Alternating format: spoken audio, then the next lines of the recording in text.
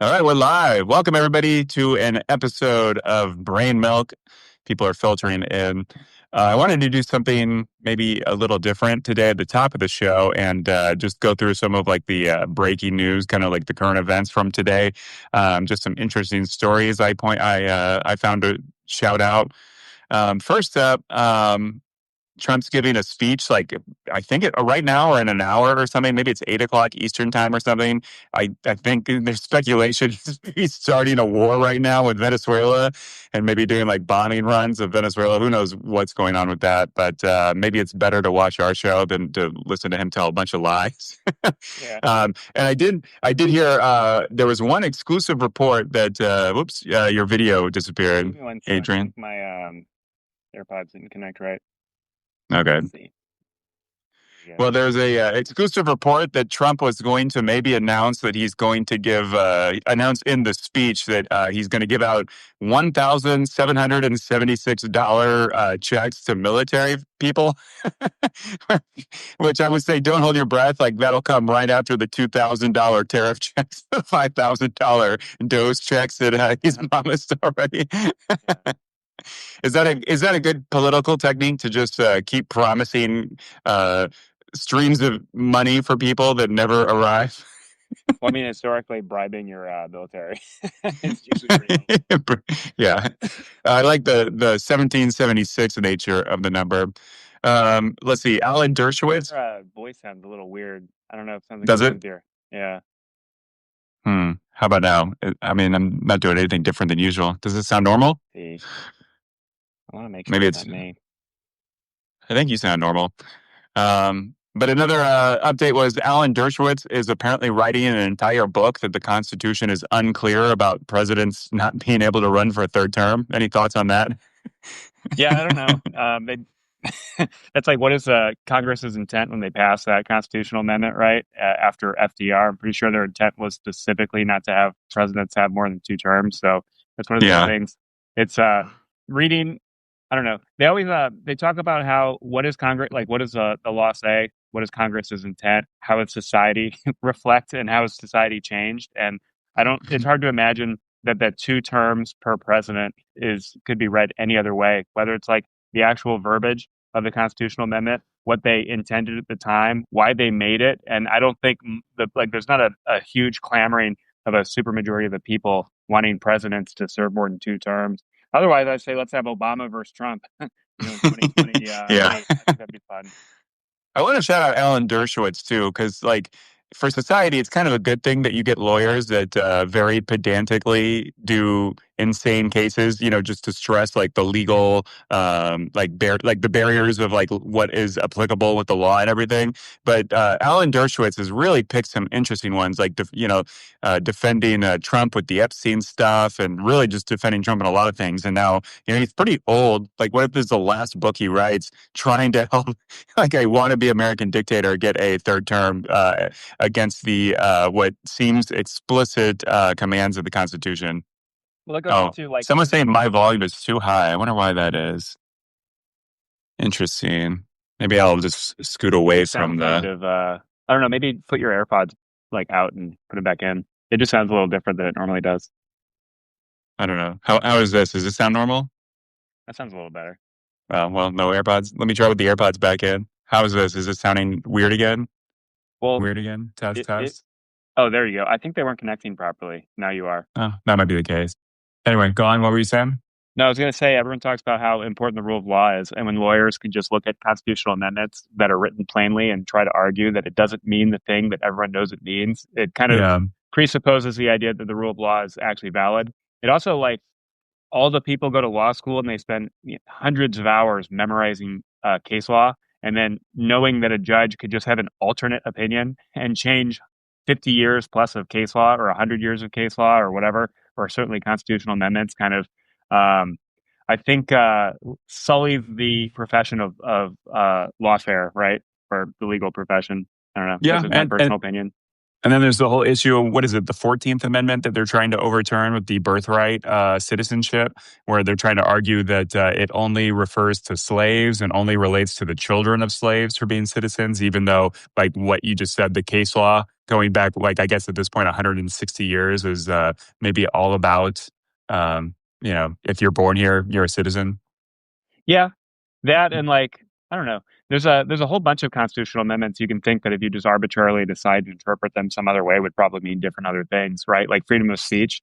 But that also gets into the unitary presidential theory too, the idea that the president of the United States ought to be basically be a monarch when the whole founding of this country was based on the idea that they shouldn't. So I think that the conservative movement has kind of always been a little like that, but the MAGA movement's taken it to the extreme.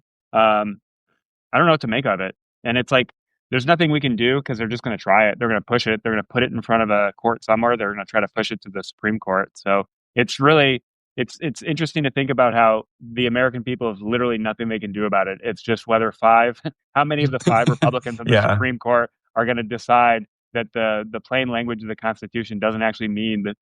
And it's funny too, because like all those people walk around with like the little mini pocket constitutions, like, oh, I read it. And it's just like, do you get a different interpretation every time you read it? I don't know. Yeah, right. Here's another good update. The first annual FIFA Peace Prize, went to Donald Trump. But if Donald Trump starts a war in Venezuela, like right now, will that sully the FIFA Peace Prize? I think so. Was there any like blatant quid pro quo that people know that was FIFA having some kind of problem related to America that they needed help with? Is that what the I think there was some corruption. I forget the details, but I think there was some corruption case that undoubtedly, got dropped undoubtedly, following. yeah, Yeah. that's FIFA, wild. famously is pretty corrupt as an organization. Takes a lot of money from a lot of, maybe not so great people. Well, I mean, the corruption's off the charts, obviously. Like the Swiss delegation coming with a gold bar saying 45, 47 on it, or it was worth like Yeah. $130,000 or something like that. That's pretty. That's pretty absurd. Um, Yeah, here's another good news update. Dan Bongino announced he'll be leaving the White House in January, presumably back to a podcast. Is that a new kind of tier of American culture and politics that a lot of our politicians are coming from podcasts, and then when they get out of office, they're just going to go right back to a podcast? Is that better or worse than the revolving door of like Fox and OAN and Newsmax? Like, is it worse at like or better that that all these people are kind of building independent media careers in companies rather than just existing somewhere in the firmament of the mainstream media and legacy institutions? well, I will say that at least on the corruption scale, maybe it's a tad better that they're leaving government and making their own company on their own and not just Yeah, being given like a seven-figure salary from some right. company. That's a good I do, point. yeah, I think it's unfortunate though that like the pinnacle of your career might be public service in another era, right? The fact that you'd be working in the White House or at the what Bongino was like number two at FBI, right? So Yeah, I would think that would be like the pinnacle of a successful career, not like the starter to your own influencer business afterwards. I think that's yeah. pretty bad. Do you think he'll be more or less conspiratorial following this stint in Well, the FBI? didn't he admit that he like all the stuff about the Epstein thing that he was just like paid to talk shit about that and that he didn't actually care? Because Yeah, I know he and got that into a it lot of made trouble. good clicks and stuff. Yeah, Yeah. he was trying to convince people that there's no there, which I guess we'll find out shortly because they're going to release all the pictures soon, right? In theory, on Friday, it could be a big day. Yeah. Let's see. There was a vote in Congress not too long ago to have a resolution to stop action in Venezuela, and it failed narrowly, and 9 Republicans chose not to vote. So, and I just wanted to highlight that profile and courage that Trump Yeah. could be superseding the legislative branch's responsibility and you might say sacred obligation to declare wars or any kind of military action or get congressional approval. Any thoughts on that? Yeah, I think it's pretty bad that that's another one of the things that people talk about the founding fathers, the Constitution, all that stuff, and like the idea that the president can just unilaterally declare war, unilaterally wage war, more importantly, because the Declaration is obviously the act of Congress, but that is so far from the spirit of the founding fathers and the Right. Constitution. I think it's just obviously one more piece of evidence that the Congress and Republicans in Congress have no desire to wage any to use any of their power for any purpose other than sucking up to Trump. I guess the only sign that something is changing is those 4 Republicans who are probably going to lose their House seats bucking Mike Johnson Yeah. and voting for like what is it? Just 218 vote to basically force Congress to at least have a vote on the Obamacare subsidies, right? But I mean, that's like the whole thing. Although Like, that failed. That failed today too. Mike oh, it did. Johnson and the Republicans pulled. They stopped the voting before all the Democrats could get their votes in. So it like narrowly failed. I thought A they little just bit had to of a sign on to the discharge petition. Is it not a no. discharge petition? I think they did that, but I think they rushed to vote, and I think they just announced that Congress is actually canceling all the votes that were scheduled for Friday. And so after tomorrow, they're going on vacation. Convenient timing to not have to be in Congress for like the Epstein fallout, I guess, if those What a files joke! actually get released. What an Yeah. absolute And joke! then they'll now be on break until after the year. So, the Obamacare subsidies that failed to get renewed, that means all these people are going to have their, healthcare subsidies go, or healthcare prices go way up at the beginning of the year. Yeah, I don't get the logic of it.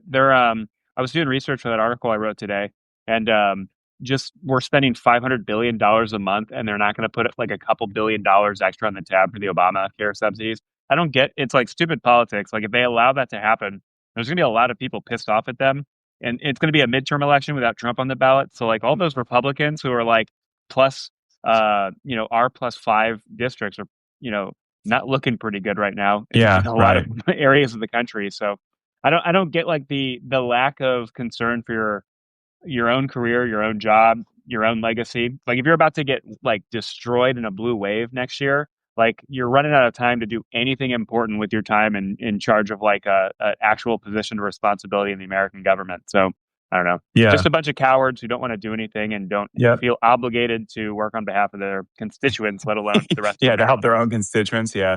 Speaking of that, Mike Johnson downplayed the effects of the Obamacare subsidies not being renewed. And he kind of shrugged and said it's only 7% of Americans, which, when you do the math, it ends up being like 20 to 25 million Americans who will be impacted by this that are on Obamacare. And, Yeah. the farmers that we are bailing out, I imagine the farmers make up a lot less than 7% of Americans. And we are bailing them out and giving them some sweet, sweet socialism because Trump ruined the soybean and pork export markets around the world by screwing over China. Which is so funny because like China's retaliating against America and the stupid tariffs by not buying soybeans from American farmers. So all those American farmers who are soybean farmers, like they don't have a market this year because China won't buy from them. They're not going to have a market next year either. They're buying other Yeah. soybeans from Brazil. So is this a perpetual trough that like farmers are just going to feed from now? Like I don't. Some of them will probably change like to a different crop, I imagine, but there's got to be some education involved with that. Like they have to figure out how to grow it. I imagine they've been growing soybeans really effectively and efficiently for a very long time now. The market was huge up until Trump's tariffs. So I don't know. I don't get it. Is this like the a farmer equivalent of learn to code? It's like learn to grow wheat or something. You know what Yeah, I mean? Like maybe. hashtag a bunch of pissed off farmers now gonna. Of course, they're not going to do anything because like all those people who were like, "Oh, I hate Democrats," they said hashtag learn to code or whatever. But all those people who are in the same boat as everyone before, just in a different way for a different product. I mean, I don't know what they're going to do next year. Yeah, and it's weird because Trump did this his first term too. He, fucked up the farmer export markets again by like his kind of lighter trade wars in his previous term, and he bailed them out like years ago. But like what it's kind of like your point. What is the point of it? There's no new market. These farmers are not going to have anything going. Do you think that they kind of, the idea that farmers voted for this when they say I didn't vote for this, but like Trump literally already did this his first term and now he's doing it even worse. So what does I that think say they about did vote farmers for who? it. Yeah, but what does it say about the farmers who voted against their own livelihoods and careers and family farms just because I guess liberals are annoying about like trans issues or something? Like somewhere in some city a trans swimmer got fifth place, so they voted to destroy their own livelihoods or something. Well, it's weird, right? Obviously, people vote on multiple issues unless you're probably like a gun nut and like the you see all those bumper stickers of people like I vote only on abortion or I vote only for gun rights and stuff. So most people, though, I feel like vote for multiple things. So obviously, when you're voting for a multitude of cultural issues you feel very strongly about, that might influence you more than your concern for your own economic well-being. There might not be an understanding of how your vote might affect your well-being too.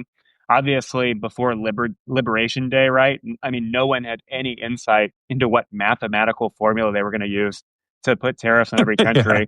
And like, Yeah. even if you are like, oh, imagine a variable that's going to calculate how every country has tariffs. And it's like, well, are there dumb variables in there that don't make any sense? Not many people would have imagined that. And it kind of goes into the Susie Wiles thing that was it Vanity Fair or whatever piece on her Yeah.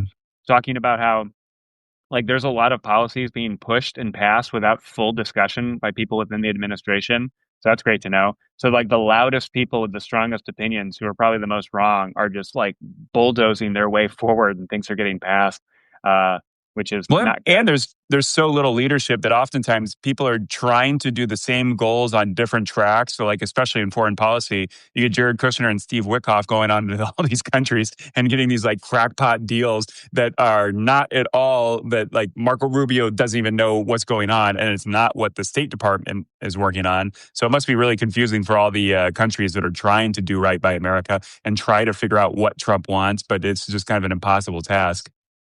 Yeah, it's got to be an impossible task, and it's got to be really weird for all those people. There's a lot of like this was like big during the Biden administration, but like the whole of government approaches where you basically get every committee to make a new committee, and then it's a lot of they call it like staff work, obviously, right? So you do tons of staff work, and then things go up, and then you have to get input from 1,000 people, and then 1,000 people have 10 comments each, and then they have 10,000 comments on a 4-page document, and then you have to like and then so it's basically a lot of staff work that's really important to how the government functions coherently. And so when you're avoiding all that, like certainly as you were describing with the foreign policy stuff, it's not going to go well. And then it makes me wonder about all those people doing all that staff work who, you might be spending weeks or months on like a couple policy papers or a couple think tank like, articles or something trying to influence what actual good coherent policy would be. And then you just have people like doing stuff in secret that just comes out, right? Like I imagine there's a lot of people working on Ukraine Russia war issues. And then for a 28 point peace plan, probably partially written by the Russians themselves, has to be kind of a slap in the face to hundreds of people in the United States government who work on this stuff. Certainly, like the National Security Council, got to make you wonder as well, right? Like they come in, do research, they talk about stuff, they debate things, they write things. It goes up and down to different principals and deputies, and then back up to Yeah. principals. And then at And the, they spend hours constantly editing certain words and yeah, phrases and getting all the buy-in from every different group and interest group and other foreign leaders. yeah. It's an And then exhaustive task. Yeah. yeah, absolutely. And then for like just random things to like leak out piecemeal. And then it's like, oh, we have this whole secret plan over here. And then for all we know, like there's probably like World War I type secret agreements between like the Witkoffs and people in their family and their orbit trying to just make money and I don't know, steal resources from Ukraine at the end of the day. So I don't know if that's true, but I have an assumption that like something Yeah. like that would happen.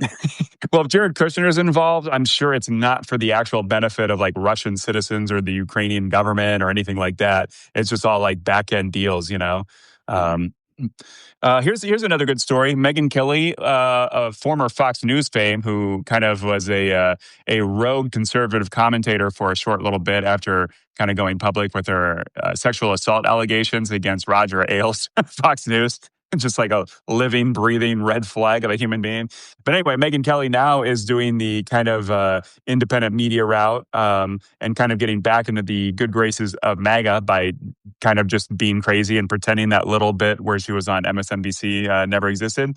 But she is being criticized for not taking a side in the feud between Candace Owens and Erica Kerr, which I just find awesome and hilarious. So talk about being like a savvy political operator to have no opinion on whether Charlie Kirk's death was a Israeli hoax, not a hoax, but an Israeli operation and everything going on with that. What do you make of so many pundits on the right that do this kind of thing where they like a lot of conservatives now, they can't talk bad about Nazis. They have to toe the line of like Tucker Carlson's thing of like Churchill was the real villain of World War II. And, they're just kind of always straddling the line between absurdity and then like having some basis in reality because they don't want to, I guess, lose money by pissing off some of the crazier elements that make up like the Republican voting primary base and the, conservative media most tuned in viewers. I mean, I don't know what to make of it. It's like it's hard for me to understand like people who go to the news and just want to be entertained. Like I guess there's millions of people who spent the better part of 15 years or more since Obama was elected, just like rage watching like media Yeah. news, which I find weird. And then like I don't know the amount of people who can't handle like Fox News because it's too liberal, or like OANN or whatever is like too liberal. So I don't know. It's obviously they're chasing like a very, very profitable market segment of news watchers somehow who like just must eat this stuff up all day, every day. I just don't understand where the money is coming from that makes them want to do this, but it's got to be profitable or they wouldn't be doing it, right? So, I mean, that's horrifying to know that there's millions of people who just want to be like outraged and go further and further down the, I don't know, Yeah. But I mean, like conspiracy rabbit hole. Fox News makes a ton of money from pharmaceutical companies and pills and stuff like that. Just the advertisements all day. Then you get the foreign actors that are kind of laundering money. Like infamously, there's that whole group of conservative pundits that were Oh, yeah. paid like ridiculous sums of money, and they all claim they had no idea where the money came from. But surprise, Russia. I mean, like, just the on the face of it, just getting that much money just a podcast. I mean, it's ludicrous. I seriously question the judgment of someone who gets money from a nondescript, unknown source and was like, "Yeah, this is fine. I'm sure this is above board." Doesn't question it. It just doesn't make sense to me. Like, what do you think about Yeah. that? Like, how Well, many people? on that Go note, ahead. Russia or George Soros, Yeah, if you're listening, I'll take a lot of mysterious money. Get $100,000 for every one of these conversations. yeah, uh, that would be great. But I would seriously question why Yeah, why. But right. other than that, I don't have a lot of opinions on like the conspiracy theories of like all that stuff. Yeah. Or It kind of goes back to that thing. Remember that map that was kind of making a lot of buzz? It was like an ideology map that showed that there's actually like way less differentiation of beliefs and ideological thoughts from liberals versus conservatives, which gets into a much more expansive web of kind of like ideologies and conspiracy theories and stuff like that. you But said there's less ideological diversity among the among left. liberals, yeah, on the Hmm. left, because I think Republicans are much more kind of kowtowing to like Nazis and flat earthers and religious fundamentalists. And I would say, especially in the Trump era, there's way more conspiracy theory peddling. Certainly when you look at things like QAnon, that happens way more on the right. And I think Republicans are way more permissive of just kind of wild ideologies that I would say that this map is maybe suggestive that more liberals live in like reality. And the monoculture on the left side of that spectrum on that map is maybe indicative of a little bit more reality based living. Well, I guess it depends, right? Like the far left, they go pretty crazy on like just a couple individual pet projects. It's not like every issue like the right does. Like right now, because you're talking about Candace Owens and all them and those podcasters, like they have conspiracy theories about everything. They have conspiracy theories about things that don't even like really make sense, like established history, like in World War II and who's a bad guy. Like the conspiracies on that don't make a lot of sense. And I don't, I guess Like if you read one book on World War II. yeah. No, but I mean, I'm trying Yeah. to think of like, while there are people on the left who believe Mhm. crazy, like they're like anti-vaxxer people on the left, right? But they're just kind of weird on that one issue. And, whether or not they have any valid reasons that make sense for them or their family or their personal history or whatever, that's another story, I guess. But I don't know. I'm trying to think. Yeah, Like but certainly, when you look at the biggest commentators and pundits right now, it's Tucker Carlson. Nick Fuentes is warming his way up into the yeah, mainstream and extreme profitability of his channel. Candace Owens is, I think, the biggest podcaster right now. I could be wrong about that, yeah, but and that's I a think good she point. might literally be the biggest.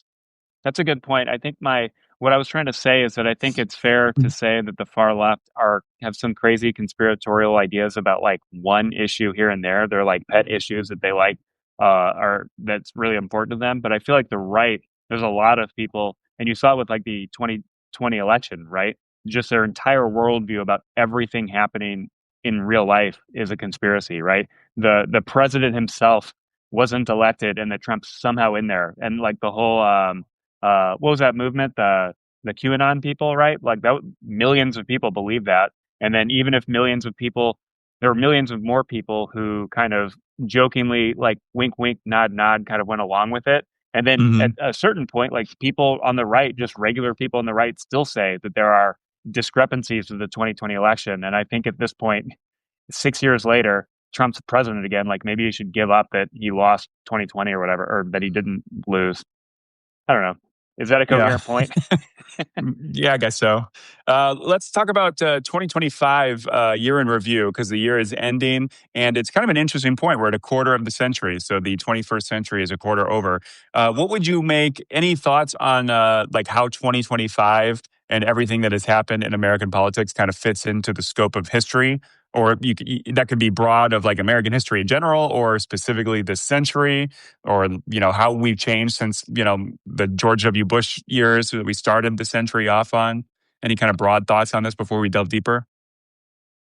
I mean, broad thoughts. I think we are slowly entering a new epoch, I guess, like following 1945. I think the world that's opening up in front of us with like big countries, basically. I mean, Like like the big kind thing of would be like on like, the scale of like 1989 with the fall of the Berlin Wall, the end of World War II. Just like we're on the verge of like a major geopolitical shakeup. I think it's bigger than that because, like, I think even with the fall of the Berlin Wall and other wars and stuff during the Cold War, I think it was still within the framework of the post World War II, like, global liberal order. And I think that's what's kind of unraveling right now. The idea that, like, I don't know. I'm reading this book by Robert Kagan. He's got a pretty big point about how like the liberal order is probably not that good at defending itself, and what really defended the global liberal order and freedom and human rights and all that stuff and open market capitalism that had respect for human dignity around the world. The only thing protecting itself was not the system itself, but America. Just the fact that the biggest, strongest country was this way, and then pushed it out to the rest of the world. So when you When you say grow this up. way, like as in not invading all its neighbors, not Yeah, stealing all the resources, exactly. it's Yeah, spending and a lot so of its like own money and like soldiers and stuff to protecting trade instead of dominating trade and exploiting everybody around us. exactly. Yeah. So I think that like the biggest country, the most powerful country, which is still undeniably the United States, the fact that we're going to be a different way now is probably going to unravel that order. And I think that's really bad for, I don't know, billions of people. I think it's bad for America, especially in the medium and long term. Um, I think I think that's my biggest general idea. What do you think about that? Like, what's your maybe that's a grandiose claim to be making about 2026 going into the next quarter century or Yeah. whatever. But I mean, it's kind of hard to tell. You obviously can't predict. So, like, looking forward, I mean, Trump could die in 2026 and have a heart attack. And then JD Vance is like a, incompetent, extreme lame duck that immediately gets backstabbed and sandbagged by all the other Republicans that are like happy Trump's out of the way and maybe will run for president themselves in the future. So, like, all of these things could change. Maybe there's a giant blue wave that completely shifts America back into the kind of like traditional role of like leader of the free world and liberal democratic values and stuff like that. But in terms of looking backwards, it is kind of interesting. It's like America shooting itself in the leg for no reason. Like Trump just telling all of our allies to go fuck themselves, essentially screwing over all our economic partners, including Mexico and Canada, which we like. America literally has the safest, cushiest, best, most profitable position in like world history of two peaceful neighbors on the north and south. We're surrounded by seas, so we're not really in any kind of military danger. And like the idea that like our northern border of Canada, we'd have like the longest undefended border in all of human history, probably, right? well, that's the Um, point. Like, if Canada and America can't get along, can any two countries on Earth? Probably yeah, not. right. Right. But like, in terms of going back to tariffs and mercantilism, kind of, like, I don't think Trump is smart enough to really go to mercantilism in general, but that's kind of like how he views things of like winners and losers and everything zero sum. And we should just fuck over everybody, including our Well, best friends and blood brothers. I would say that he does kind of intuitively believe in mercantilism. The idea that another country making more money off trade off us than reverse is somehow bad. That's like literally mercantilism. It's literally a fear that our Yeah, that's money true. is He couldn't going articulate abroad. it, but he has that like kind of bully Yeah. instinct to think that Which way is yeah, monetarily. which is ridiculous because for anyone listening, obviously, like we make iPhones in China for like what $300, and we sell them for $1,000 here in America and around the world. Like America, like we have a trade imbalance of iPhones with China, but Apple makes way more money from selling iPhones to Americans here in Yeah. America than The like value China added gets. dollars all go to America. Yeah. Yeah, Yeah. and I mean, like the proof's in the pudding. Like Apple's hiding like $800 billion in Ireland right now. 'Cause- and then Right. like we have these like nice laws that allow companies to pretend like, oh, Apple's really an Irish company, and like that's where they're just going to keep all their wealth. Like that's ludicrous. But I don't know. To your point, I think it is very mercantilist. There's a lot of ideas that are coming back that are just kind of dumb, right? And then I always say this. It's like Econ 101. There's a lot of things in public policy, political science, economics. I should dare I say all the social sciences, like people have figured some stuff out, and then a lot of it's not intuitive, right? Like it takes a political scientist to figure something out that everyone thinks is just, oh, this is just how society works, and they go, no, that's actually a bad idea, and here's why.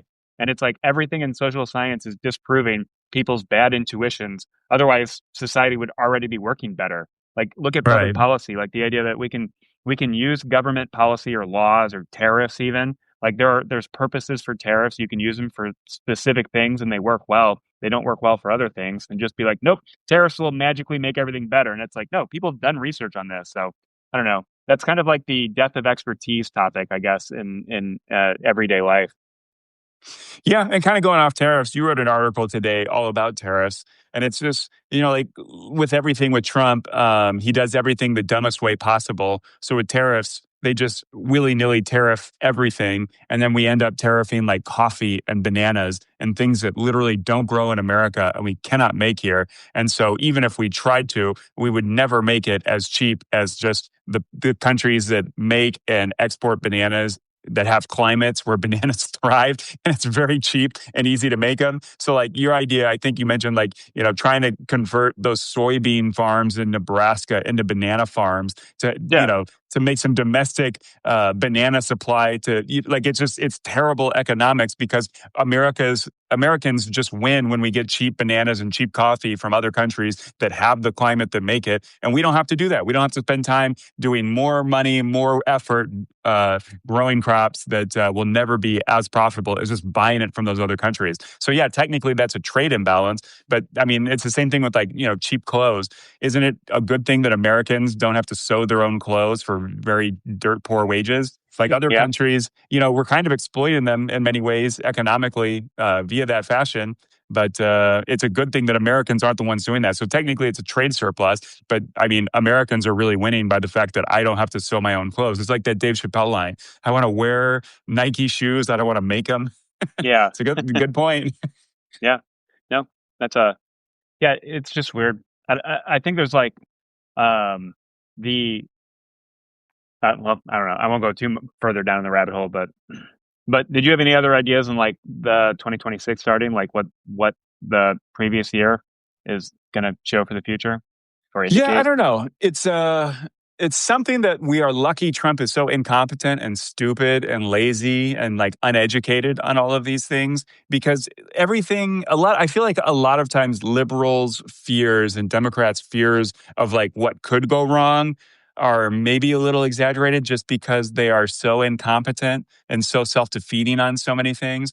Like What Trump's do you mean by that? popularity well, like Trump's popularity is so low right now. He's not like take something that he's like marginally successful at, right? Like he stopped immigration at the border, right? He like pretty much sealed up the border.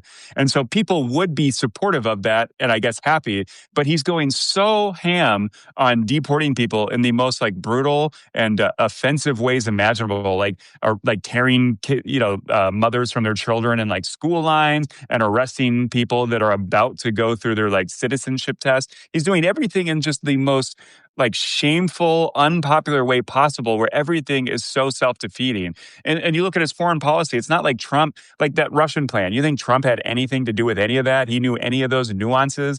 He's claiming he's stopping all these wars that he can't name the countries. Ostensibly he's been, it's just like everything is so stupid that like the things he says he wants to do. Well, Like, it's not here's, stupid, right? It's just self-defeating based on other well, values. I'd say it's stupid, but Well, no, yeah. I mean, their goal.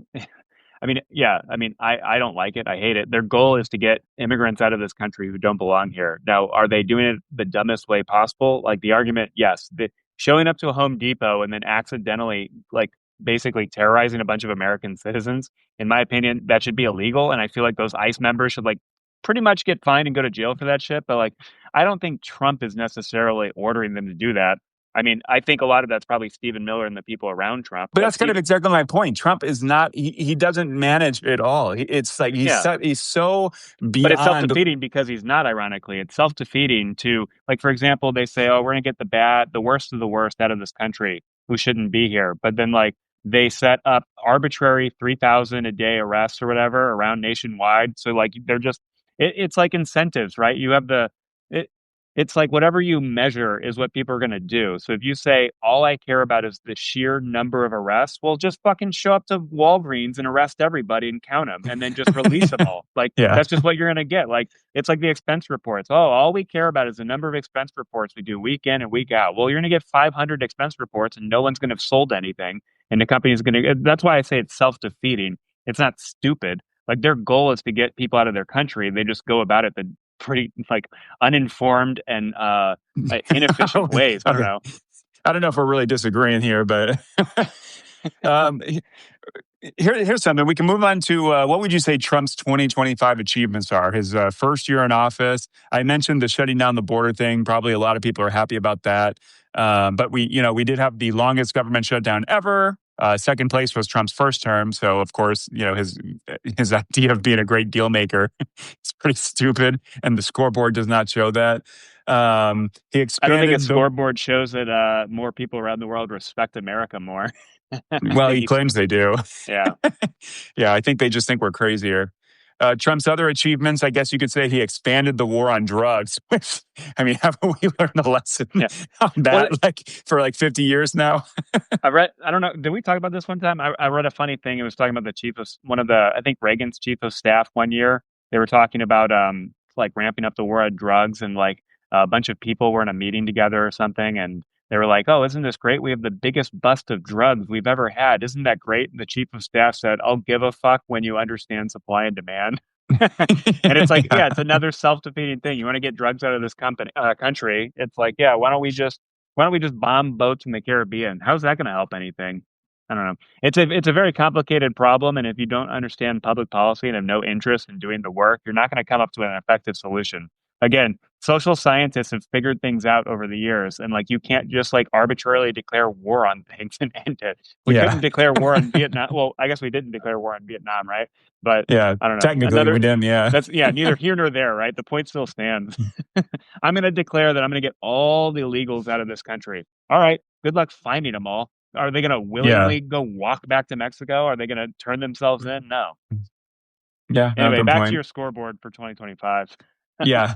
After that tirade.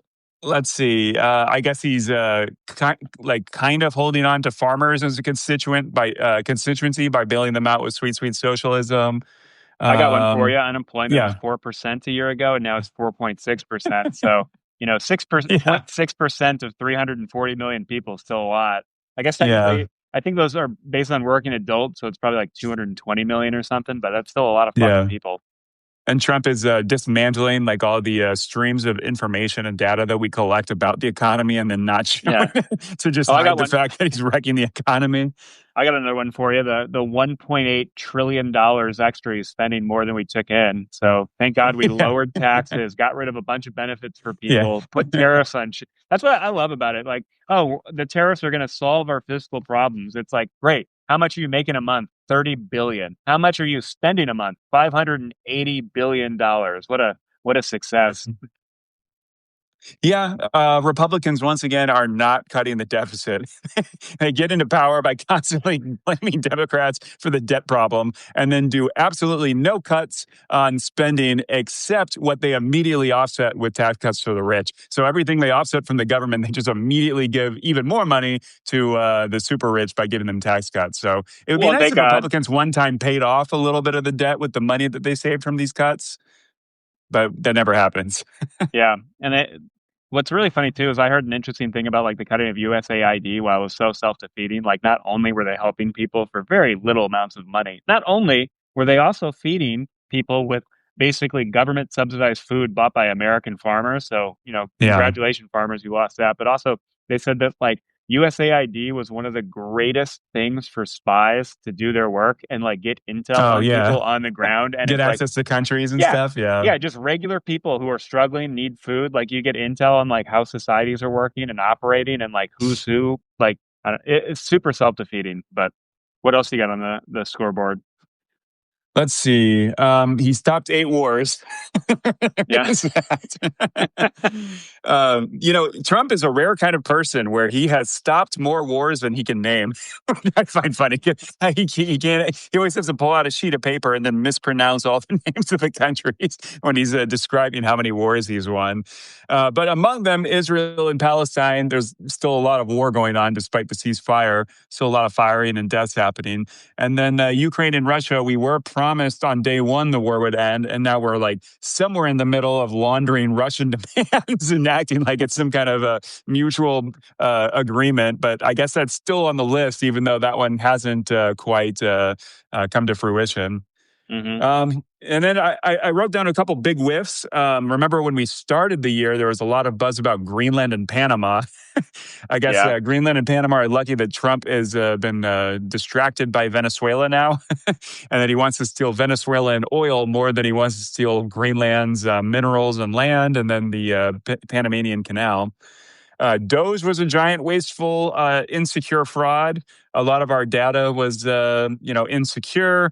He promised $5,000 checks might be coming because of it, which again, when that was happening, he was saying that, I was like, why don't we just pay the debt off? Why are we going to just give all this money to Americans when the debt is the problem? And that's why we're doing Doge theoretically. And then let's see. Elon Musk recently bitched about, I guess, kind of there's a point on this, but Elon Musk was bitching that people are stealing from the government, and then people did a quick fact check that probably no one in the history of America has ever gotten more money from the government than Elon Musk, right? That's hilarious. And he's Yeah, it's not probably even a legal true. citizen, right? Like it's dubious how he got here. He was probably, working when he shouldn't have been. He didn't have a work visa. Like his route to American citizenship was a little dubious. So a lot of irony all around on that. Yeah, that's pretty ironic. Yeah, he's well, plus like the idea that he could have a corporation and stuff, take over a corporation and run it as a immigrant too. Like I imagine a lot of the people around Trump don't want immigrants running companies. He's running like 3 or 4, right? Speaking of which, did Yeah. you see the like robot thing? I saw this funny thing. So Elon Musk is claiming that Tesla is going to be selling like 1 billion robots a year I think he's in been like claiming that for a 5 years. few years. Yeah, exactly. Yeah, and there's this video. A lot of people were mocking it because like this robot comes over to a table and like it's really obvious according to these people who know way more than I do. But they said like and you see it in the video and it seems believable and it's really funny. But basically, this robot's supposed to stop and it lifts up its hands and slams it down on a table. Then its hands come up and like this. And then, like, it was taking off a helmet, and then it falls back and just falls on its like backwards. And then people are like, "Well, Elon Musk said these robots are going to be doing chores around your house Yeah. in like Or 5 killing your years," kids. and they're demoing it, and it's Yeah. obviously a guy in a helmet who took it off, and it like the connection didn't stop correctly or whatever. And I'm like, "Holy cow!" That's like I, everything with like language learning models, AI, robots right now, it's all just like blatant lies. It's like absurd. I find it so funny. Like the amount of money just chasing after dumb ideas from people like Elon Musk and like OpenAI. They're just throwing money at shit. They can't deliver anything. Their promises are overblown. It's all like blowing up in their faces. So I find that a little humorous. Little sidestep there, but yeah, well, it's scary to think about because maybe that's something to look forward to in 2026 is the the AI open bubble AI bubble. exploding. Yeah. Yeah. Because essentially a lot of those AI companies like OpenAI is basically buying chips from NVIDIA, which helps NVIDIA's stock prices. And then, they're all just basically self-dealing and then investing in each other and starting their own companies to hide all the financials. And so there's a couple. I saw an article not too long ago, like some lady that was like looking at all the financials of like the dot-com bubble, and it's like this is basically exactly like that, except that the AI bubble is way more money involved and way more percentages of the successful aspects of the stock market, right? Because a lot of people are commenting that basically the stock, like we would be in a recession right now, except for these like 8 big tech companies that are all kind of like self-dealing and hiding everything that they're doing, and basically wasting just billions and billions of dollars right now in the hopes that it'll pay off in the future, and that AI will, have that breakthrough that it is as transformative as they've been claiming for a while. So The something thought to is look it forward won't to, be. maybe. It's like Yeah, it's such a and maybe marketing can't be. plan. Yeah, It can't be like, and they're talking about like now they're lying and saying we're going after like AGI, which doesn't exist yet and probably can't. Like the idea that you can just take all the Wikipedia articles and everything and somehow make AGI. It's just they're just lying because I personally love OpenAI. They're talking about how they're making like $12 billion a year, but they're spending like 400. And it's like it's yeah, incomprehensibly unprofitable. And like as more people use more AI, it's actually like worse for OpenAI because they have to pay more. And like yeah, I saw a fact, what was it? I like they're the AI companies around the world are spending 600 billion a year, but the total collective profit's only 60 billion, so it's 10 to 1 earnings to revenue ratio there, or I guess revenue to earnings. And then on top of that, there's a lot of companies that can like waste a lot of money. I love this. Like, you can look at like Microsoft and Google and Meta, like they can waste billions of dollars on OpenAI because they have real products that make money somewhere else. But yeah. then like OpenAI specifically, they're just shitting all this money out. They're like they can't do anything but bust, right? And then you get into the whole accounting gimmicks, right? They're buying billions and billions of dollars of NVIDIA chips, and they're going to start depreciating immediately, and they're going to probably declare them assets so they can hide some of their liabilities. I just can't wait for it to all go bust. Well, I mean, I can because it's going to be like the Great Depression, probably. No, I mean, hopefully not. Like OpenAI is just wasting. I mean, OpenAI is not even public yet, so it's just people who've invested privately. I think Google and Microsoft can take the hit, No, but right? yeah, but when you look at the speculative stock prices and just how the stock market keeps rising when theoretically we're kind of already in a recession in most of the economy. And so all of this money, and you get all of the crypto people and all of the stocks and all these companies that then are self-dealing in the stock market. It's like basically like a recipe to realize, oh yeah, all of this money we thought was profit actually doesn't exist, right? It's just all basically spreadsheet gimmicks and like Well, opaque math. well, I'm glad then by the time that it finally like pops, they're going to replace the Fed chair, who will probably not do a safe landing like Jerome Powell was able to do twice. So Now, that'll speaking be of that, horrifying.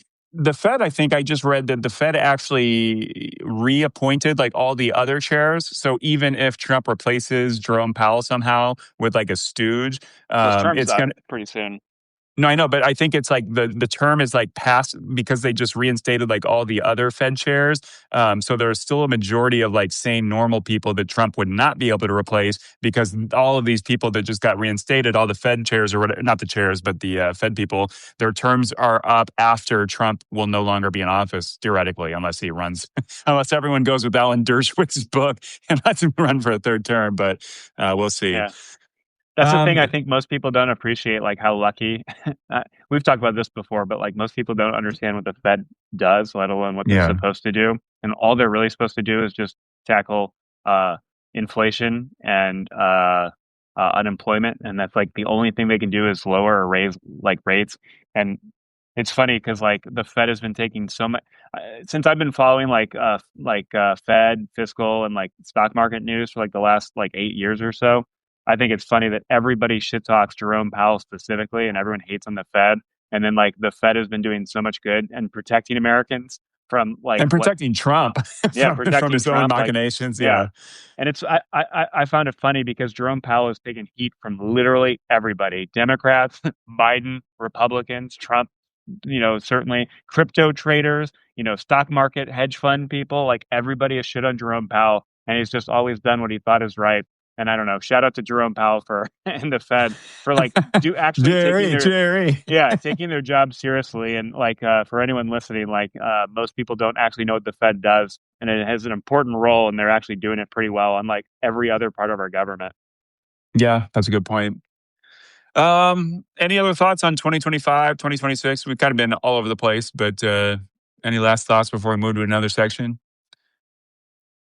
Well, I mean, it's like sad to see America piss away all its soft power we Yeah, accumulated for 80 years, and it's right. yeah, I don't know. I And, guess there could be some positive things, right? Like European countries finally spending a little more on their defense and pulling, not just relying on America.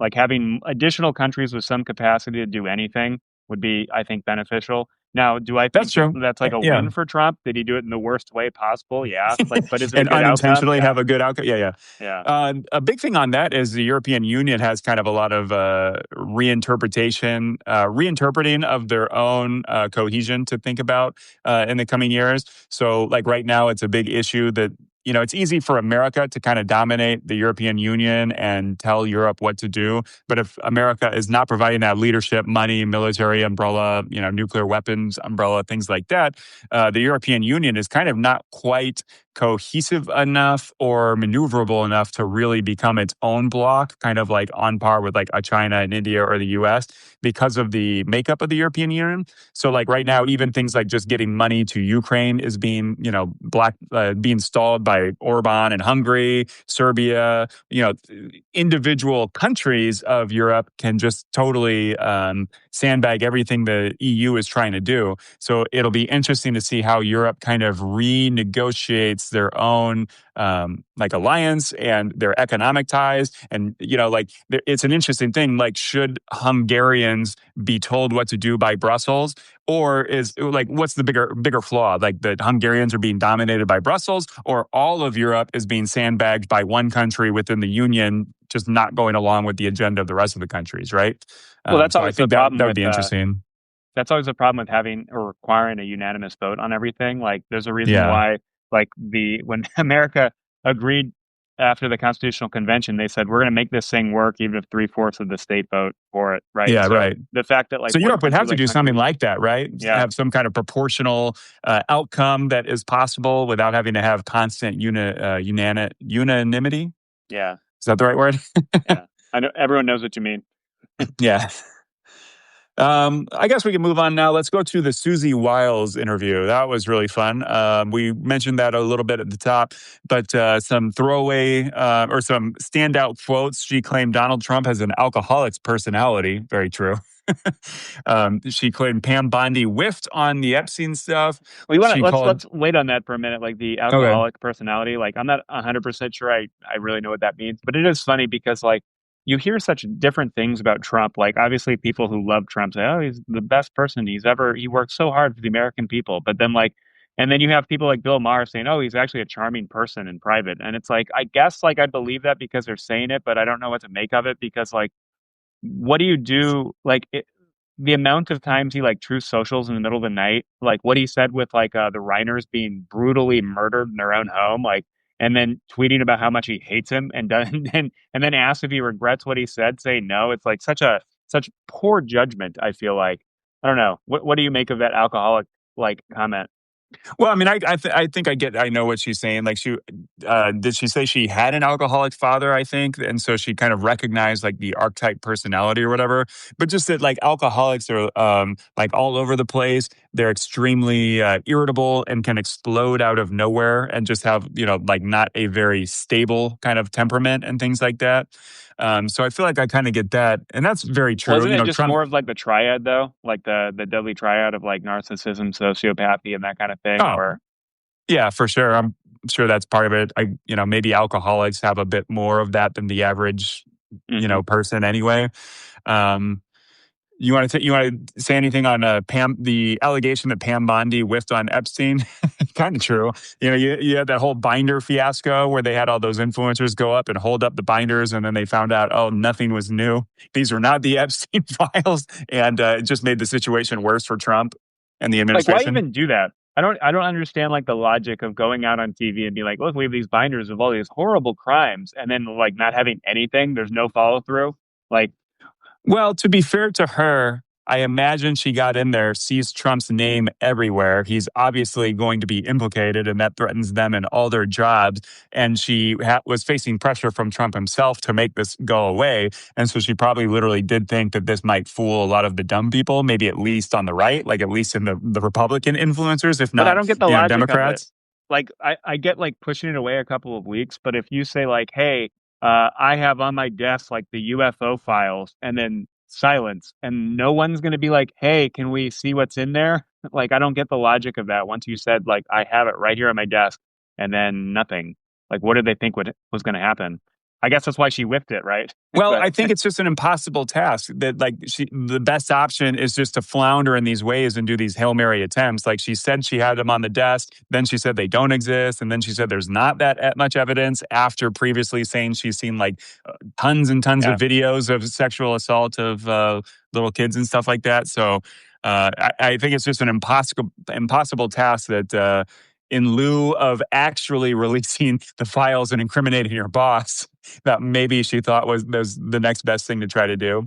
yeah. I wanted to shout out Cheryl. She said, "Did you guys see the huge protest a few weeks ago in Hungary?" I did see photos of that. That's kind of interesting. It's Orban has kind of dominated that country with a lot of political bullshit that Trump is kind of emulating here. But it's nice to see that those protests don't give up. And I think Orban's actually due for another election soon, isn't he? Isn't that coming up? I think so. And so hopefully Hungarians can, like the opposition can coalesce around one candidate and not splinter and split up. We'll see. But obviously, yeah, we'll see. Um, Susie Wiles also mentioned Russ Vought is a right-wing zealot. He's the guy kind of incorporating a lot of the Project 2025 stuff into government. And then she claimed Elon Musk was an avowed ketamine user and then walked back that claim saying she couldn't know that and she didn't say that. But then the journalist was like, actually, it's on tape that you said that. So he had like all the receipts. Hasn't he That's admitted to interesting. taking it? He's admitted to taking it in the past, I believe. He's admitted to trying it, but I think he's been saying, especially during all the Doge stuff, that he doesn't take it anymore, even though he has done many media appearances, which would seem to suggest he was on ketamine at that very moment. So I don't know what to make of it. It's the kind of thing where it's like they just lie so much. It's the shameless line of like, don't believe your ears and your eyes, seeing this stuff. And it's kind of like the thing like Trump working so hard, right? Like you keep hearing things that like Trump doesn't like he's doing, I think, what was the number? It was something like he's doing like 50%, 40% less events than in his first term. And that like the average time he starts his day is getting closer and closer to noon. So he's like not doing any morning meetings and stuff like that. But then you just get people like, I remember this from the first term. Sarah Huckabee Sanders was asked like, what's something people don't know about Trump is that he's like, she said he's always reading things and no one reads more than him. And like, that is just so not fucking true. That is just like a blatant lie. Even like in press conferences, remember that thing with, what was it? Keir Starmer had a letter. He asked Keir Starmer to read it aloud because he couldn't read it himself. Or like the guy just doesn't read. And okay, maybe he watches a lot of videos. He clearly watches a lot of cable news. He calls people apparently a lot for work. Yeah. But it's like, why lie about the reading? Like, why does that? Why do we have to be told that he's a great reader? It's just so annoying. Makes me annoyed. But what did you make of the Vanity Fair photos? A lot of publicity for those photos, the close-ups, like the fat on Stephen Miller, like all the plugs that didn't get edited out of the photos, just like all the details, like the. I don't know if I saw the photos, honestly. Oh, they're pretty good. I really I know enjoy you it. sent me 3 of them. I was like, oh, that's too close-up. Yeah, but it was just they showed Caroline Leavitt, like it was a close up on her, or Levitt, whatever her name is, of her face, and you could see like the marks on her lips, like of the obvious lip filler injections or whatever. JD Vance was like awkwardly like messing with his tie, but he was standing like there was like the thermostat right behind him and a light switch. So it's just like borderline like disrespectful of like non-editing and like the posing and everything. But there's just a lot of commentary about like how masterful it was. And then a lot of commentary too about how like everyone using AI for photos and stuff like that can't, obviously capture the aesthetics and the talent and brilliance of like real life artists doing photography like this. But so no thoughts on the photos. No strong opinions on the photos. Yeah. Let's see. Oh, here's another thing from the Susie Wiles interview. She claimed that no one knows who moved Ghislaine Maxwell to that special, comfortable prison, and No so one, huh? Trump No claims he one. doesn't know who did it. Yeah, yeah, no one. Like she's basically saying that like she doesn't know it wasn't anybody in the administration. And this is something that's annoying in the media. Like, why is that not something that like a bunch of journalists are getting down to? Like, that's the thing that helps us in the courts. Like, the anti-Trump kind of movement in the courts is that when you have judges and you're in a court of law, you literally have to prove stuff. So on something like this, it's like Well, who you'd would have to sue? Who you'd is have to figure standing? out. Well, I'm not saying that, I'm saying like I'm not saying that this could go to court. I'm saying that this is why courts are successful in holding back fascists when they are, when you have like independent judges that aren't like just, totally manipulated or whatever. But eventually at the end of the day, you got to get someone's signature. You're like, who did this? Who said this? Sign the Yeah. affidavits. Like there has to be like everything for evidence has to have some kind of like rationale and bureaucratic order of putting into court. And like something like this, like, why is the media not figuring out like whose name went to whatever order was to move her, whether it was a guard or the prison or administration official? Like, oh, well, I guess we'll never know. I don't know. Isn't there a way to find out? Like, shouldn't the media be investigating this? I don't know. Someone had to have made that decision, right? She I didn't mean, walk herself to a different prison. it's so funny to imagine like just like the opposite. Imagine Republicans like anger if like Hunter Biden was in prison and then got moved to somewhere nicer, and then like, oh, who did this? And Biden's Joe like, I Biden's don't like, no know. idea. Like, It's a real imagine mystery. the rage. Oh my gosh. Here's a good one. There's a lot of rumors of some firings coming up. So Chrissy Noem might be on borrowed time. Pete Hegseth is kind of floundering. Dan Bongino, of course, is walking away. A lot of people are upset and not happy with Kash Patel and the FBI. Even Pam Honestly, like Bondi has kind of been floundering. that's Yeah. amazing to me. What a shit show. Like the fact that like you're working for the federal government at the top echelons of power for like the FBI, at the White House, all this stuff, and then people just walking away. Like it just that boggles my mind. Obviously things aren't working very well there, right? Like why would you want to leave working for the White House? Why would you want to leave? Like Well, I think especially in like this case, I think this is probably people being fired. I don't think Pete Hegseth and Chrissy Noem and Pam Bondi are going to like volunteer to leave. You know what I mean? I yeah, think they're that's going to true. be That's fired. probably That's the fair. rumors. Yeah. But another thing is, But I get your bad point. politics. Like Dan Bongino, like why is he leaving the FBI? Like that, like your point earlier, that would be like a lifetime highlight that would go on your tombstone that you served the public in such a high position. Yeah. And he's just But that's like, the funny yeah, thing. this isn't fun. My Yeah. podcast is better. That's like it goes to show that like everything Trump touches kind of dies because like imagine Hmm. doing all the shit that like Pam Bondi's going to do for Trump has been doing for Trump, and then she's going to get like unceremoniously fired anyway. Like that's embarrassing. And then like that's your whole legacy at that point. But I guess we'll see. I think it's bad politics that they're going to wait until after the midterms. I think that's good for Democrats, obviously, but I think Well, it's no, a lot funny. of these Like, firings they're expecting maybe in January, like at the beginning of the year. Maybe oh, some of okay. them will go, maybe some of them in the midterms. It's hard to imagine. I don't know. I have to imagine that the military officials are just so fed up with Pete Hegseth being clearly in over his head. And the FBI cannot be happy with Kash Patel. And then there's all the scandals of Cash like the Patel's like at money. the food. Yeah. It's So literally a I food. imagine those two can't last another full year. I could be wrong. I don't know. I guess we'll see. But it surely is a testament to Republicans' just like utter failure to withhold their like responsibility and obligation to advise and consent to these like terrible people. Like, what is it? Bill, what's the guy's name? Bill Cassidy, the senator that was In a doctor Louisiana. that voted ultimately for RFK Jr. There's a lot of like very smart, wise, serious Republican senators that voted for Kash Patel, who what was his biggest claim to fame? He was like a shitty lawyer that wrote a brown nosing book about Trump being like a prince or For a king kids or or something whatever. like that. Yeah, yeah, Yeah. for kids. Yeah. Just really unserious people that the Senate just did They just not do don't their. care. Yeah, they just don't care. Maybe Susie Wiles will even be fired now. It's funny. She mentioned like it was a hit piece or whatever, but like apparently the interviews were like 11 different interviews over the Yeah. last year. And then Yeah. everything was taped. So, the her claim that it was taken out of context or it was a hit job or whatever was just, kind of immediately canceled out by the evidence of the tape. So that's something interesting. Interestingly, Kevin McCarthy was seen at the White House today talking to Donald Trump. Wow. Is he maybe going to, what would you make of that? Why would Trump hire, after shitting on Kevin McCarthy so hard, and Kevin McCarthy being such a moron and so ineffective that he was the shortest lived Speaker of the House in American history? Is that going to solve Trump's problems with perceived chaos in his administration, bringing Kevin Maybe they'll make McCarthy him chief as of them higher staff. up? Yeah, maybe. That'd be hilarious. I don't know. Like I have no, yeah, I don't know. I got one for you though. I thought this was interesting. China's reached a surplus of 1 trillion not budget surplus, sorry, trade surplus with the rest of the Oh, world. yeah. And apparently Mexico is going to be putting tariffs on China. Did you hear about that? Oh, no, I didn't.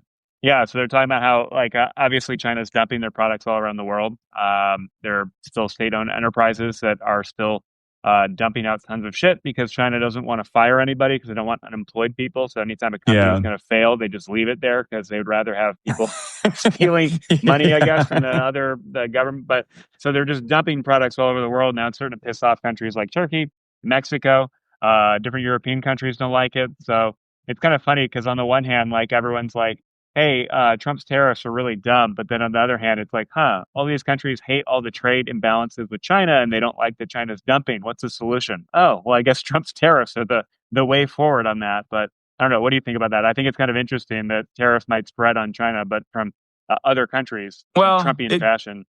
will it stay in just China, or will it start like being a giant economic problem when countries all around the world just start tariffing Well, each other that's the constantly, problem. right? Yeah, Yeah. and that's like once again like this is like the dumbest thing, and this really bothers me is like the World Trade Organization we kind of created to help us and to put our goods all over the world because free trade's actually better for everybody in the long run and especially in the medium term as well. But like just the idea that like the World Trade Organization allows you reciprocity and you can tariff other countries that have unfair trade practices. So just the fact that like America under Trump couldn't get with like the rest of the G20 or the G7 or the G whatever and actually do something and fight back on unfair trade practices. It's like that's one of those things that like countries like China, Russia, they do tons of stuff constantly on the margins, right? And no one thing is like enough to really have like a forceful response from any government. But like once you take it in its totality and they do it for like 25 years, it really annoys me that we don't do anything about that, right? China's been manipulating its currency for 20 years, or probably more than 20 years, right? So they've gotten themselves in a position where they just dump money for any factory exporting things because what China does every time they have any financial or trade problems at all, their one solution is always just export more, export more. Yeah. Oh, we build all these ghost cities. What are we going to do? Export more. Like, oh,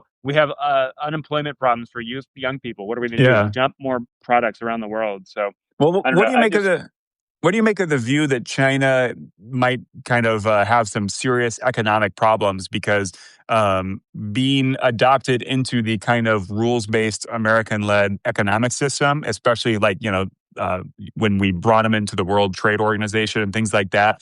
And, but like China depends basically on free trade and free trade all around the world. And China doesn't really have the Navy capacity to protect all the sea lanes like America has been doing for decades. And so that some people have speculated that China's kind of like kicking itself in the foot by kind of helping exacerbate these issues and kind of trying to ruin the American-led world order, even though no country has benefited more than China than the rules that America puts into place and spends money and, theoretically military lives and stuff protecting and preserving.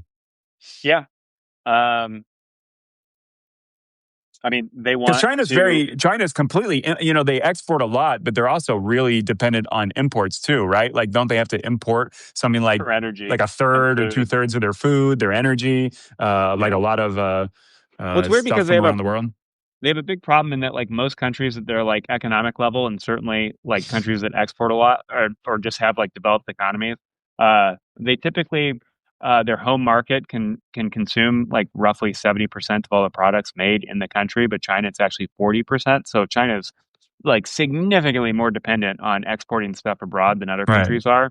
Because Chinese people just don't consume a lot. They save a lot of money, which helps the CCP spend money and stuff and subsidize state-owned enterprises and capitalist companies that are just exporting and dumping stuff. So yeah, it is Yeah, weird. because that's There, that's essentially Trump's bluff, right? Is that China is more dependent on exporting stuff to us rather than we are dependent on importing their cheap goods, right? That's essentially yeah, Trump's, I we guess, steel import. man argument.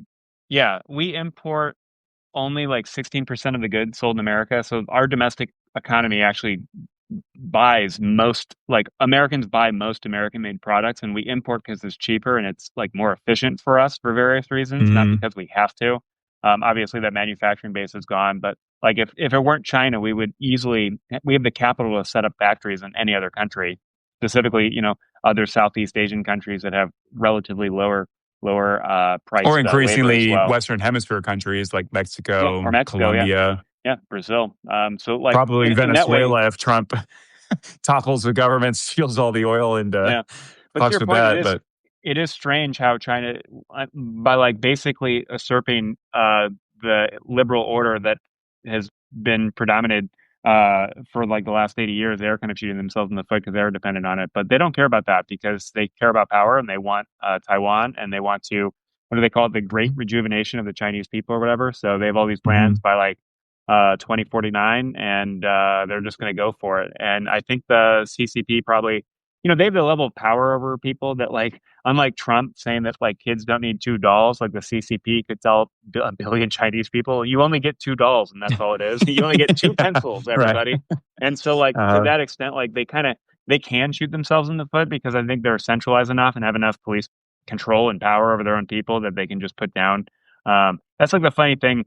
And this is something that like people for I don't know 25 years thought, oh, if China just becomes more rich, they'll be more like us. They'll have to liberalize. And it's like, nope, they don't actually have to. And when you have complete control over your people, you have all the guns, you have a very robust security apparatus, and just to keep your people down yeah. from Do you think protesting, that's like, a do you think that's a lesson forever in the future, or is China just a rare case? Because do you think there's merit to that idea, like, or just China is kind of an outlier, being so obsessed with like social scores and their long history of unrest and like all the warring eras that they've had, that they just are maybe more culturally, the people are more culturally accepting of less rights from their government than like Western peoples, and the government just has way more practice at infringing upon Chinese people's rights. well, they Do certainly have you more think that? practice. I think it's part of Yeah. it, just the communist ideology, right? Like the government The, itself well, doesn't. for instance, like isn't like like countries like Ukraine and Poland like actually fulfilling that kind of prophecy that if you westernize and liberalize, you'll become more freedom loving and a more freedom loving like culture and government or something like that? Like, wouldn't there be a bunch of countries that prove the opposite of what China's not proving? Yeah, I would If say that so, makes but sense? it depends on like whether the government has the capability, the capacity, and the intent to shoot their own people in the Yeah. streets. Like And for China's example, yeah, with like COVID, how they locked all the people in with like nailing boards to their doors yeah, they in like apartment welded people buildings. inside. Yeah, Yeah. I mean that's like people point out like the Real decolonization. quick, that'd be an interesting story, real quick, of like just a Chinese person that's still locked in their home. Like the government forgot one guy. For Yeah, room 437 in apartment B. It's kind of like some guy is just still locked in. yeah, that'd be funny. And the apparatus he has to like steal food from his neighbor below or something. Yeah. Like, yeah, Yeah. that would be funny. Almost Yeah, like a Kafka-esque story or something, like a yeah. Chinese version of like Kafka. No, but I'll just say like that's the whole point of the CCP and the control of all alternatives to there are no alternatives to political power in China. So and they have the ability and capacity to shoot people in the street, and they've shown starting with Yeah. Tiananmen Square, which they don't even you can't Google Tiananmen Square in China because the government doesn't Right. want you to hear about it. So and it's like people talk about like like the Europeans, decolonization happened when Europeans were basically like, we're not going to shoot people. So I guess we have to Yeah. give up our colonies now. For the Right. French, that took a long civil war in Algeria, but for other countries, they kind of gave And up a little Vietnam. quicker. Yeah. But like China, I mean, you can, to some extent, like the CCP is like an imperial control over the people. Mm. Whether or not people want freedom in the way that like, George W. Bush, like people want freedom. Like, I don't think it's the same, but I think people do want more say in their government, more say in their lives and certain freedoms, right? Not necessarily just capital F freedom, right? But Yeah. yeah, I just think people in China, they don't have the ability to really do anything about that. Because, like, I mean, the CCP has way more capacity and control over than like people the Arab Spring countries. Like, Like they had Mm, military, some of them fought back, some of them stood down, some leaders were kicked out. So it's kind of like hit or miss. But in my mind, like people say like, oh, well, the people in China will throw out the CCP. And it's like, I don't see that happening. Like it's Stephen Kotkin always jokes that like the CCP is never going to be like, our bad, everybody. We didn't hold our end up of the bargain. I'm sorry, our GDP growth went from 5% to 2%. I guess we'll give up power now. And it's like, that's just not going right. to happen. Are you familiar at all with like potential power struggles now that Xi has kind of like made himself into like an emperor like figure where he's kind of kicked out a lot of his underlings and anyone that could kind of contest his continuing pursuit of just total control over the government? I haven't heard much about that. My estimation will probably be it'll be the same thing that'll happen when Putin dies or if Trump leaves the scene, right? Like it's like you have an unideological person who has complete control, and then he's got a bunch of people jockeying for power and prestige and influence below him. So like Trump, like Trump and the MAGA movement, not of America, obviously, but Trump of MAGA and then Putin over Russia and Xi Jinping over China. It's like there's a whole edifice of just in one person. So it's like you never want a situation in political science where like the literal keys of the kingdom and trillions of dollars of power are like Yeah, held by one guy. And when that guy dies, everybody rushes and stabs each other for the keys because like, anyone who takes it, I don't know, in a lot of these situations, like when the top guy dies and like everyone starts stabbing each other using like whatever means they can, like like it's like the people, the secret police using the secret police to do what they want and like basically imprison or jail their right, opponents. You've got like the people in the military, blah blah blah blah blah. Right? Like that was the one thing that was good about the Soviet Union. Apparently, was that like the Politburo was actually like a group of people, so it was much harder for them all to just like stab each right. other in the back once one person died. But I don't know. We'll see. Did you see the What movie did you Death hear of about that? Stalin? I saw the Did you movie. see it? Yeah, Yeah, that was pretty funny. yeah.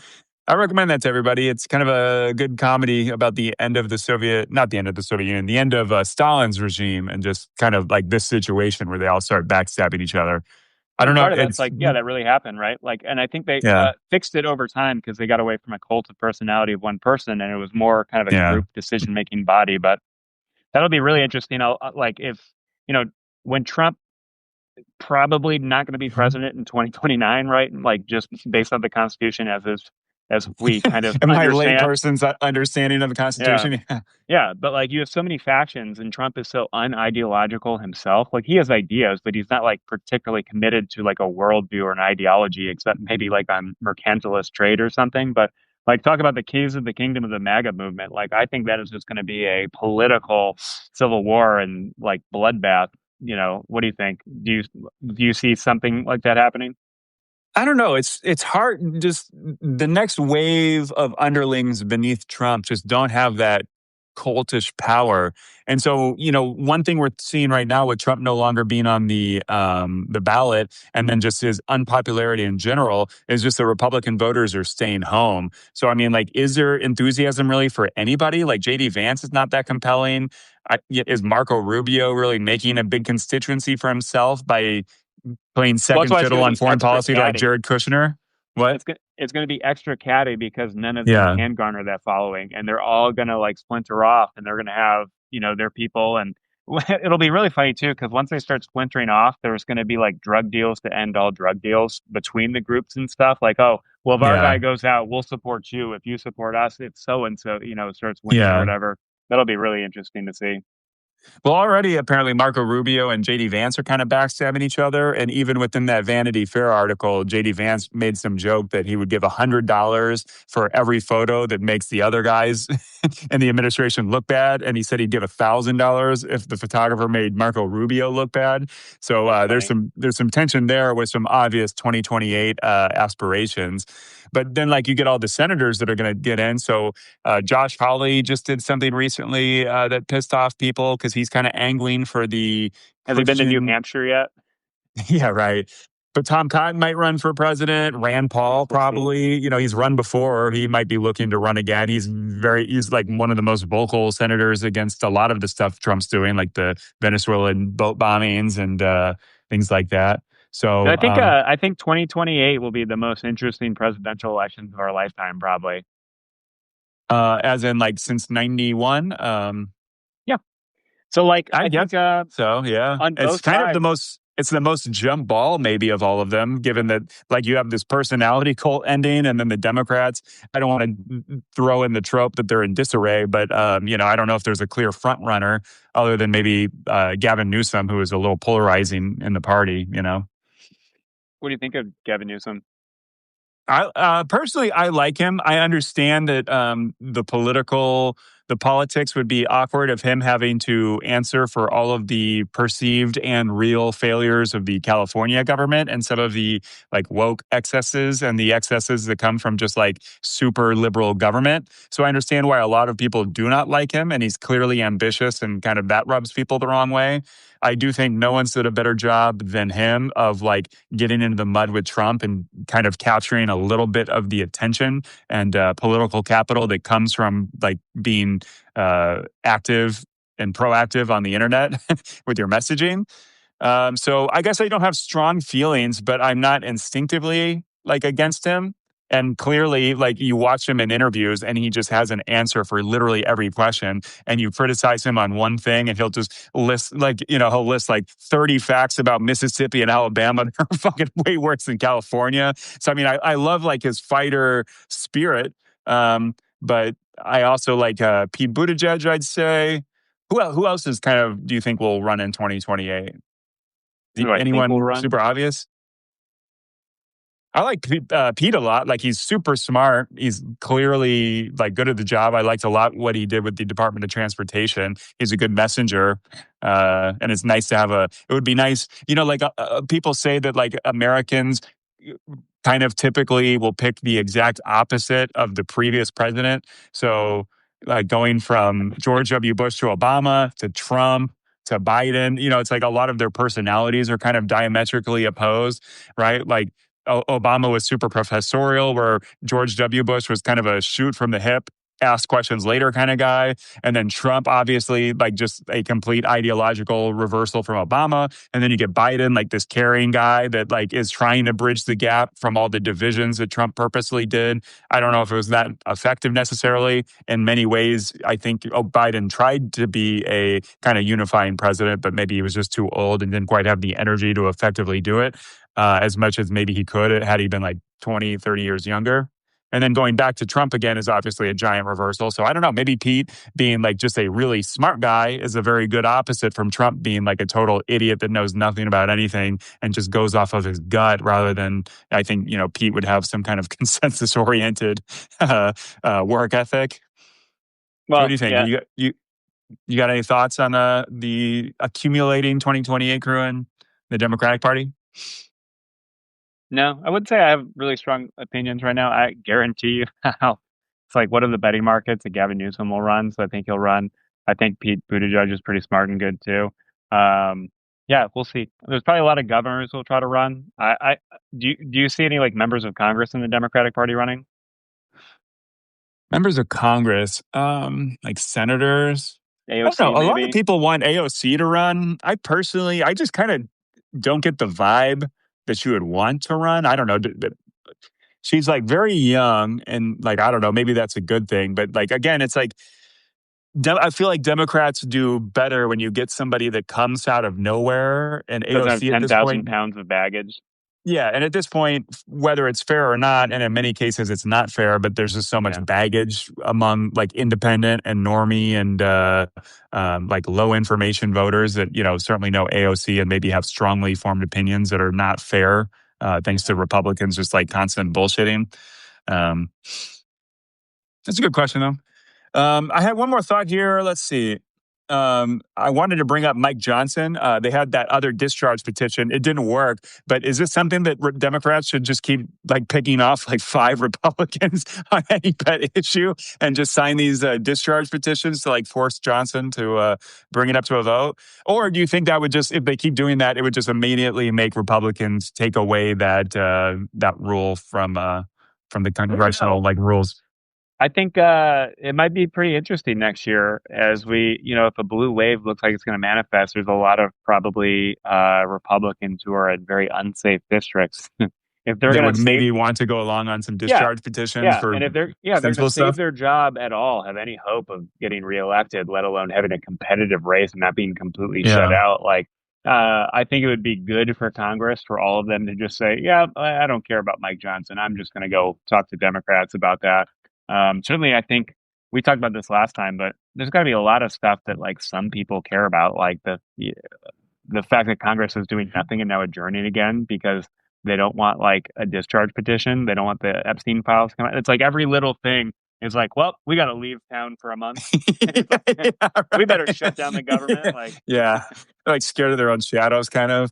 Um, But it's true that like they literally have no agenda. Like so far they've passed a horrible budget that was like largely tax cuts for the rich and just gutting all these government programs to pay for that. So they haven't done anything. They have a trifecta in government and had the longest government shutdown. So you have Trump, who claims to be the greatest deal maker of all. You have Mike Johnson with delusions of what did he call? He compared himself to Moses, I think, when he first got power. right. But Yeah. he's just like running away. Is that what Moses did? He ran away when the going got tough in Egypt. you know, but like imagine we talked about this last time, but Republicans have no agenda. They don't have ideas. They're not voting on anything. This is like the fewest number of votes, I think, in a long ass time since like 1947 of the then famous Do Nothing Congress. It was kind of stymieing Truman's presidency. But like even going back to like Newt Gingrich, right? Like Newt Gingrich had an agenda. They had stuff they were voting independent of the president, who happened to be a Democrat, right? Like it was Bill Clinton the entire time while they're passing their agenda. And right Well, in now, that vein, they, I was yeah. going to say in that vein, to be fair, they have an agenda. It's called Project 25. They're just doing it within the executive branch slowly and surely, right? Yeah, but that's my point is Congress themselves have no Yeah. agenda and they're not taking any votes on anything and they're not doing anything difficult or bold. And they're just, I Well, don't certainly know. not bold. Yeah, Unless you call Doge bold. definitely not bold. Yeah, setting up a government efficiency thing and making zero efficiencies. That was super bold. Yeah. But I don't know, would it be interesting historically if all of a sudden Congress does start passing a lot of things and it's because Congress just says, fuck the Speaker of the House. We'll just, it's like, what is the Bill O'Reilly? Well, fuck it, we'll do it live. It's like some version of that. Fuck it, we'll do it ourselves. Or like everything that's passed by Congress starts with a discharge petition around Mike Johnson. But Mike Johnson, trying to argue against it.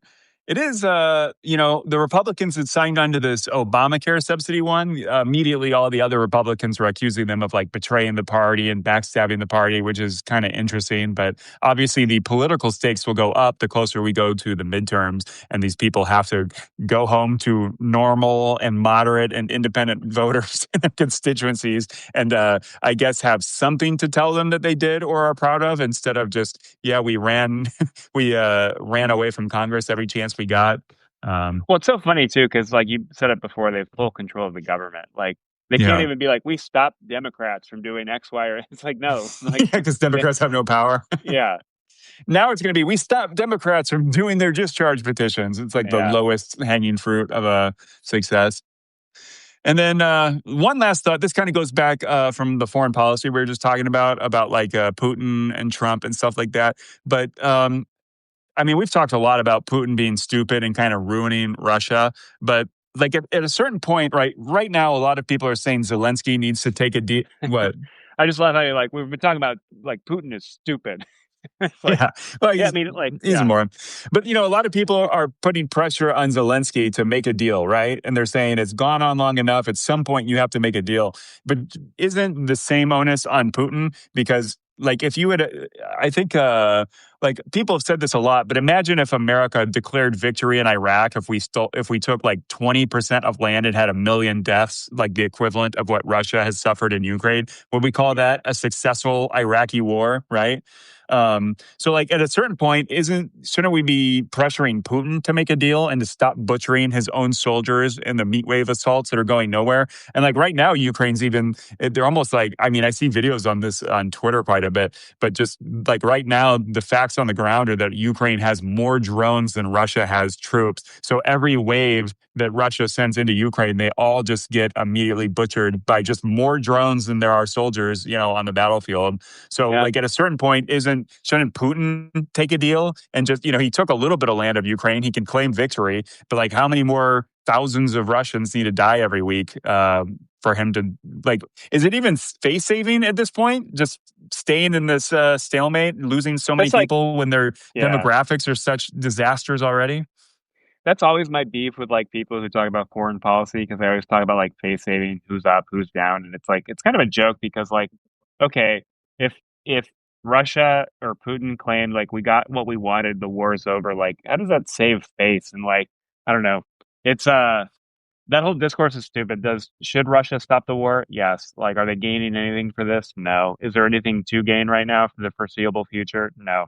Obviously, Ukraine can't like just have the war end without some assurances of security. Like there's apparently like there's a joke in Ukraine that it's like the um everybody wants us to go along with our security guarantees of Russia and then go along with the security guarantees of America so that we can guarantee our security for going forward. And it's like, you know, Russia signed an agreement saying that they would guarantee the sovereign, what is it?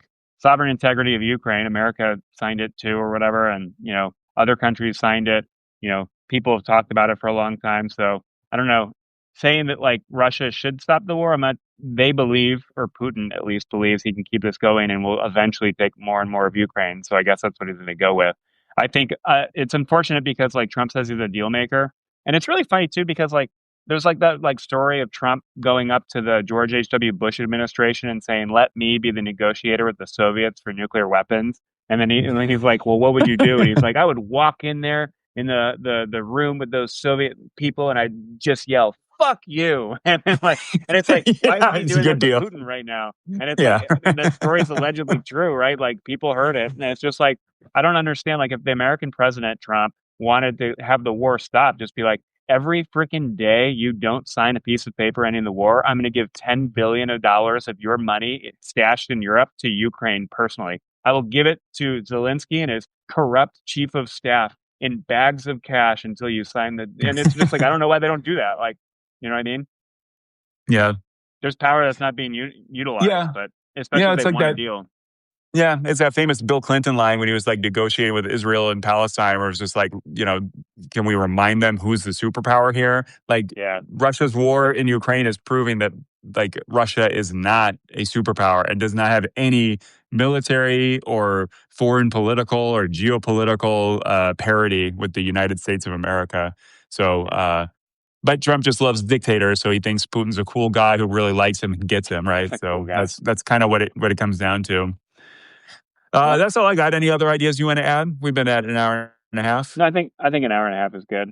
Okay, you want to highlight your Substack? Invite people Yeah, to. everyone, follow me on Substack. I'm finally writing articles. I'll try to. What's your name on it? What's the Adrian name of your Polk Substack? Substack. Yeah, so writing And articles about public policy, foreign, international relations, geopolitics, that kind of thing. what's your tagline? Fighting nitwits. Fighting nitwits. Yeah, Yeah, just love that word, nitwit. yeah. And everybody check out the Halfway Cafe and the Halfway Posts. I've been kind of on fire lately. I've been getting a lot of viral tweets lately. It kind of like ebbs and flows. I don't know how the algorithms work, but sometimes it'll just be like several days where I'm like not that successful. And then like the last few days, I've just almost like every post I've done has gone a little viral. So No, kind that's of on a great. hot spot right now. It won't last very long, I'm sure. But I enjoy them while they last. But it's fun to make these jokes about our insane politics.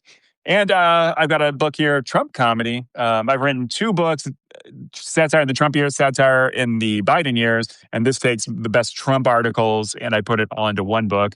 It says on the back, Trump will sue you if you read this book. And I think that's probably true. So if He you want to sued get people sued by for less. Trump, yeah. Yeah. So check that out. It's on Amazon. Just look up Dash MacIntyre and then books and it'll come up. Thanks for listening to Brain Milk, everybody. Have a great rest of your week. And I guess we can turn this off and go see if Trump just announced war in Venezuela, just to see what this speech we missed was about. But thanks for listening, everybody. See ya.